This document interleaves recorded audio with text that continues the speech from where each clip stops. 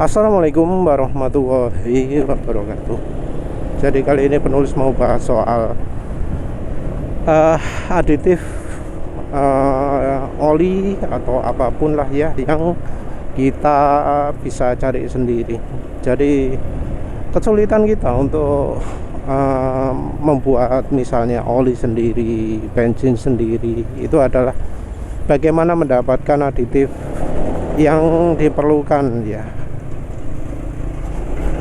Jadi karena kita bukan industri, ya nggak bisa ya kita beli sembarangan, karena biasanya zat-zat aditif itu belinya nggak mungkin eceran ya, nggak mungkin misalnya 100 gram 100 ml gitu ya, ukurannya mungkin ya minim sak karung.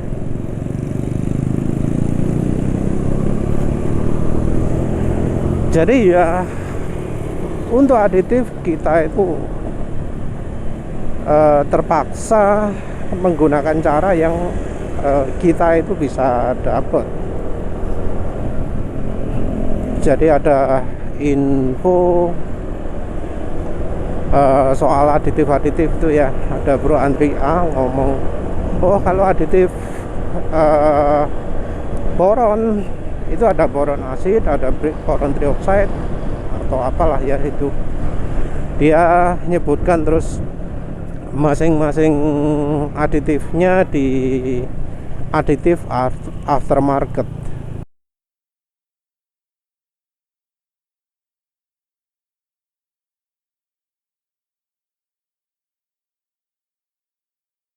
Mungkin kebetulan ya kalau yang aditif semacam boron, semacam JDDP itu dicantumkan di material safety data ya, mungkin tuh ya, karena penulis nggak tahu lagi ini Bro Andri tahunya dari mana gitu. Karena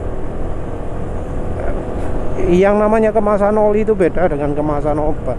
Kalau kemasan obat kandungan bahan itu dijelaskan sebanyak mungkin, karena kalau untuk obat itu dokter atau apoteker itu juga butuh tahu kandungannya apa aja. Nanti dari kandungan ini bisa tahu efek samping yang bisa ditimbulkan oleh obat tersebut. Sementara kalau oli nggak ada kewajiban untuk menunjukkan bahan apa sih yang ada di oli tersebut. Jadi bahkan untuk material safety data sheet pun ya, itu hanya dicantumkan bahan-bahan yang berbahaya saja. Jadi dari bahan apa jenenge PAO misalnya ya, itu tidak dicantumkan karena dianggap tidak berbahaya. Yang MPAO ya kalau nggak salah, yang CPAO harus disertakan. Jadi yang sering kita lihat di material safety data sheet itu terutama dari bahan oli mineralnya, yang biasanya kalau sekarang hydrotreat.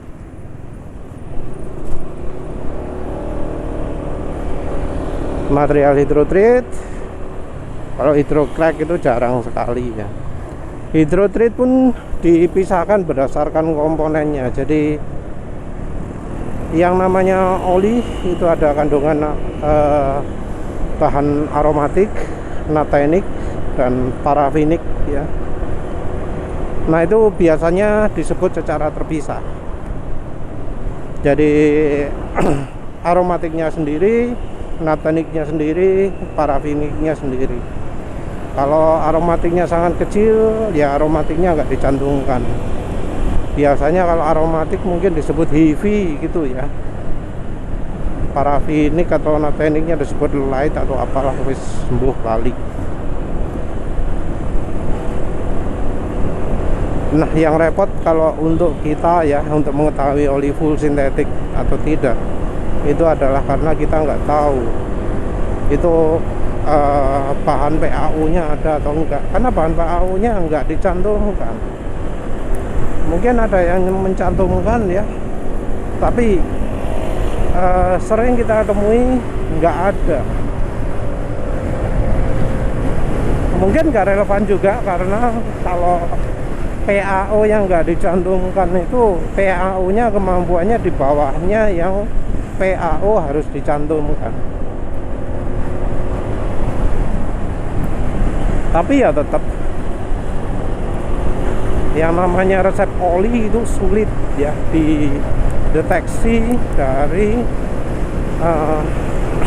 kandungannya, dari penjelasannya, entah dari apa jenenge, dari botolnya ataupun dari perkenalan produknya. Jadi praktis kita itu meraba-raba ya, meraba-raba terus opai contoh kayak aditif minyak silikon gitu ya, yang untuk anti buihnya. Kita nggak tahu apakah suatu oli itu mengandung banyak atau sedikit minyak silikon. Kita juga nggak tahu kekentalannya berapa, cuma kita bisa tahu ya, penulis juga tahunya pertama dari Bro Aksanaria, Bro Tangan Besi, channel Tangan Besi ya. Sekarang namanya sudah bukan Tangan Besi, Otomotif Info atau apa. Itu kita bisa pakai minyak silikon untuk mengurangi buih. Penulis coba cari-cari sampai sekarang masih nggak nemu kekentalan yang cocok untuk oli mesin itu berapa ya, karena kekentalan itu termasuk sensitif. Jadi nggak bisa pakai yang kental sekali ya, karena kalau kental sekali mudah mengendap. Kalau pakai yang encer sekali, sebaliknya yang encer sekali nggak efektif. Jadi kentalannya itu mestinya harus pas. Tapi penulis antem pakai wis kasaran kayak sing 1000 CPS. Nah 1000 CPS itu mestinya termasuk kental sehingga gampang misah. Jadi wis biarin lah gampang misah, yang penting efektif mengurangi buih ya. Terus yang sulit lagi itu yang seperti aditif pengentalnya ya. Aditif pengental ini viscosity index improver, viscosity modifier, itu penting sekali karena ya selain dari bikin olinya lebih kental, dia juga bikin olinya ini jadi nggak tahan kalau dipakai kecepatan tinggi atau jarak jauh. Jadi untuk touring nggak bisa bagus ya. Tapi ya itu tadi, kita nggak tahu berapa banyak kandungannya aditif pengentalnya ini. Yang parah sekarang ini dari pakar-pakarnya, dari pabrikan-pabrikannya menyebut bahwa oli viscosity index tinggi itu penting. Padahal ya untuk Indonesia yang lebih penting itu adalah kestabilan kekentalannya. Dan kalau pakai aditif pengental itu kekentalannya jadi nggak stabil, jadi cepat encer. Penulis juga pernah sebutkan sebelumnya soal molybdenum ya. Molybdenum itu ada macam-macam, ada MODTC, ada MOS2. Beda sifatnya itu sangat signifikan ya, sehingga kalau MOS2 itu mungkin bikin licin, tapi efeknya nggak sebaik MODTC. MODTC juga merupakan cuma salah satu varian saja. Ada MODTP, ada ya banyak lah ya. Tapi kita nggak bisa tahu sebuah oli itu mengandung yang mana. Juga dari sisi deterjennya, kalsium, magnesium itu ya, itu kita nggak tahu. Mungkin kita bisa memprediksi ya, memprediksi oh kira-kira kandungannya ini gitu ya, dari analisa partikel, dari analisa atomnya apa saja. Tapi itu adalah atom, itu adalah partikel, itu sifatnya beda lah dengan yang apa, yang ada di oli mesin ya. Partikel itu cuma atomnya, sementara itu kalau kita yang kita tahu dari sekolah itu beda ikatan atom itu bisa menghasilkan sesuatu yang berbeda. Jadi kandungannya sama, ada misalnya C, ada H, ada atom karbon, ada atom hidrogen.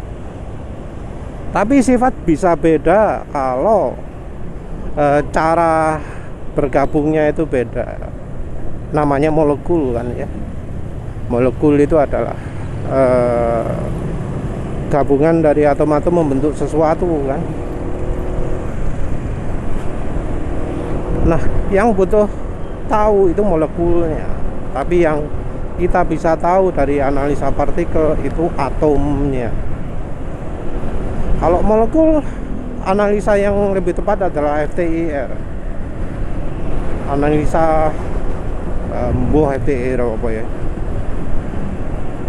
Jadi dari FTIR ini bisa tahu molekulnya apa. Bahannya ada PaO-nya ketahuan, ada bahannya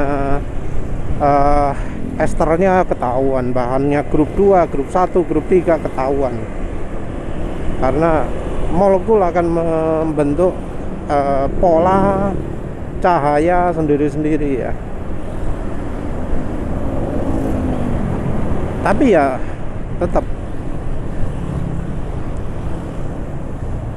tetap bahwa semua itu cuma kira-kira. Yang terutama soal aditif ini yang kita sulit. Jadi untuk buat oli sendiri itu ya, untuk kita ya, orang yang bukan dari industri itu sulit. Yang pertama sulit tahu bahannya apa. Yang kedua sulit untuk mendapatkan bahannya itu.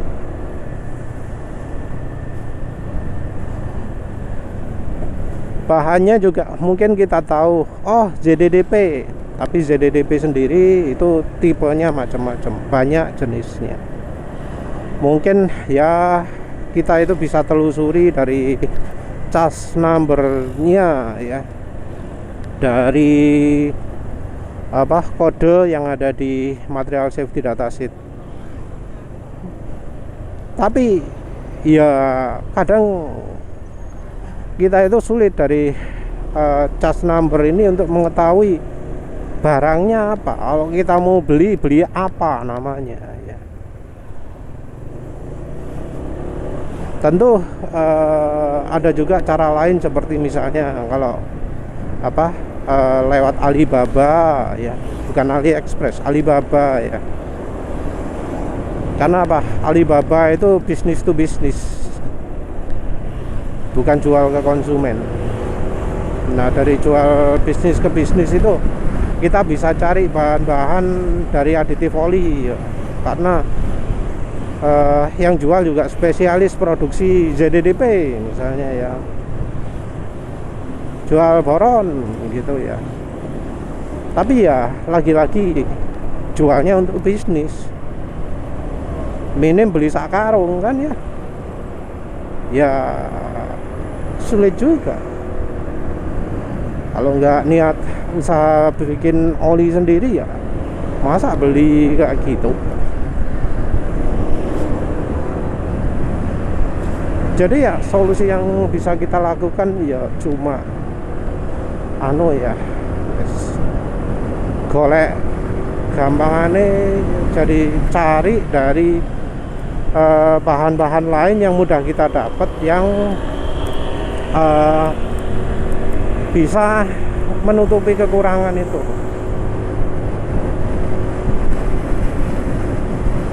Contoh kayak ester lah ya, sulit untuk tahu ester apa gitu, bahannya beli di mana gitu ya.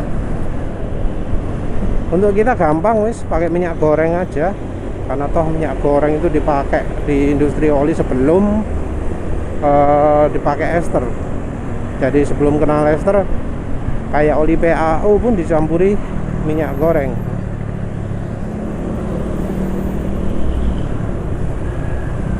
Terus ada sih ya, Bro Andrea juga rekomendasi untuk nyoba itu loh, coba oli untuk AC, untuk kompresor, oli kompresor kalau nggak salah ya. Jadi oli kompresor merek apa wis lali ya, Karate atau apalah itu ya, polyol ester.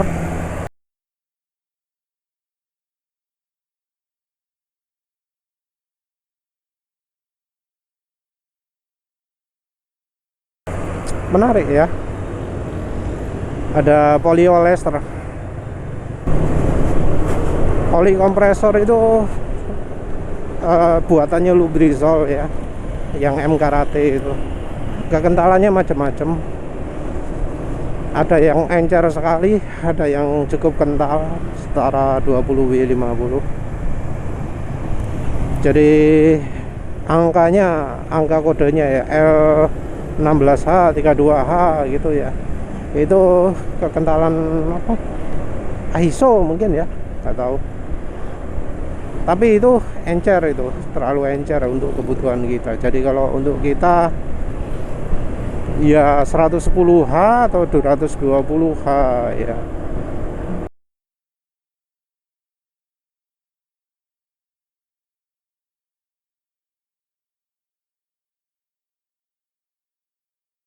Cuma ya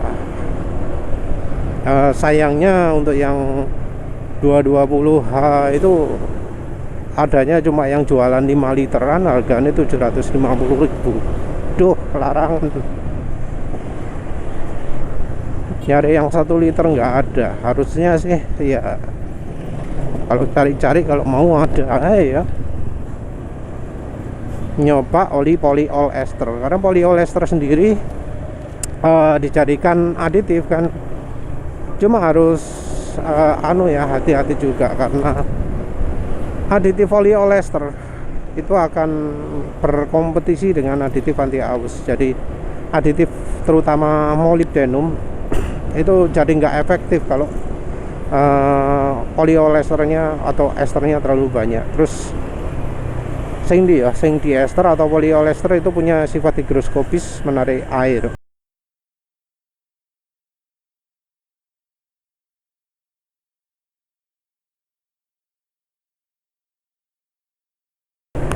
Kalau yang sumbernya kayak ZDDP, penulis kepikiran nyoba aditif STP, tapi aditif STP kemahalan ya.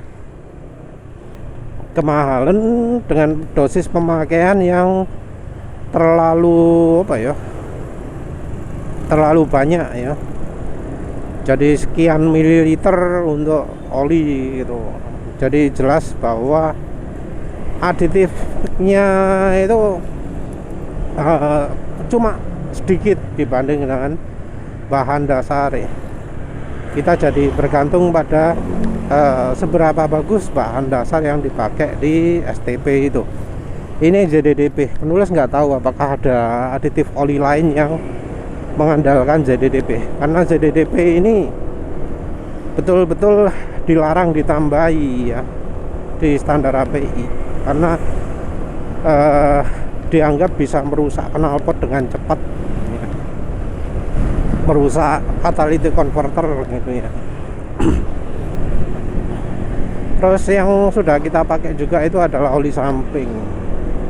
Mungkin sebelumnya penulis kepikiran pakai oli Gardan, tapi ya 2 kali coba oli Gardan, oli Roro TPA 90 dan GGI SI 140 itu kok kecewa ya, karena harapannya penulis dari teori oli Gardan itu kandungan aditif anti ausnya mencapai 6% ya. Tapi ya ditambahi gak kerasa makin halus tuh mesin ya. Ini aditif anti aus gitu loh. ZDDP kalau nggak salah warnanya bisa bikin oli jadi kehijauan kalau nggak salah ya.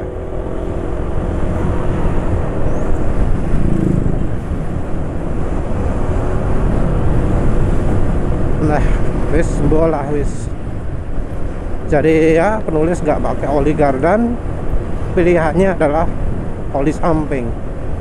Oli samping juga penulis pilih yang harga murah ya, sehingga ono tulisannya no smoke kalau bisa, karena menurut penulis kalau no smoke dari sisi teorinya dia nggak pakai ZDDP karena butuh bikin aditif pelicin yang yang tidak menghasilkan asap, sementara ZDDP itu ada sulfurnya dan menyebabkan asap ya. Jadi ya